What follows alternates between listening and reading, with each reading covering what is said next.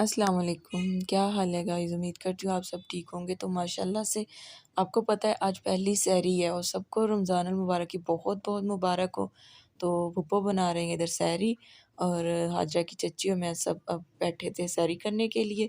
تو ماشاءاللہ سے پراٹھے بھی بن گئے تھے، ساتھ دہی تھا، اور رات اچانک سے پتہ چلا روزے کا، تو آلو کا سالن بنایا ساتھ۔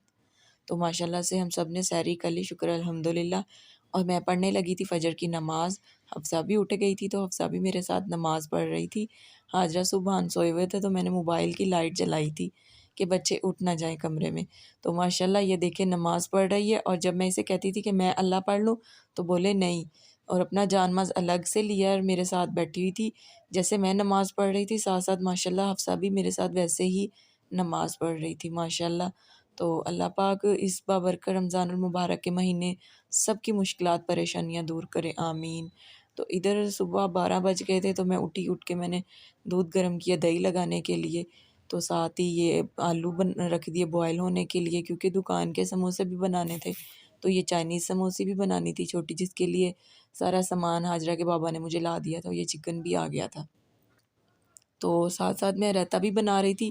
جو پیکٹ اس دن چٹنی کے بنائے تھے وہ میں نے ایک پیکٹ کھول کے فریز کیا اور چٹنی کا اس کے اندر ڈال دیا تھا، اوپر ڈھکن لگا دیا، اور ساتھ بنانے لگی تھی مونگی کی دال۔ تو کوکر میں نہیں آج میں بنا رہی تھی، آج میں مکس اسی طرح سارا کچھ ڈال کے بنانے لگی تھی۔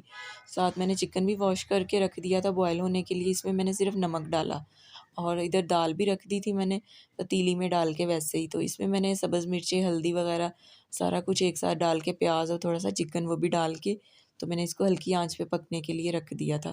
اور ساتھ ساتھ ماشاءاللہ سے آلو بھی ہمارے بوائل ہو رہے تھے، تو حاجرہ کے بابا کو تھا کہ جلدی سے بھیج دیں اب۔ تو یہ میں بنانے لگی تھی چائنیز سموسے، جس کے لیے میں نے گاجر، شملہ مرچ اور بند گوبھی کٹنگ کر کے رکھ لی تھی۔ تو اب بس تھا کہ چکن جلدی سے بوائل ہو جائے تو اس کے بھی ریشے بنا لوں۔ تو ماشاءاللہ چکن ہو گیا تھا ٹھنڈا، اس کو میں نے بوائل کر کے اس کے ریشے بنا لیے، یہ دیکھیں ایسے۔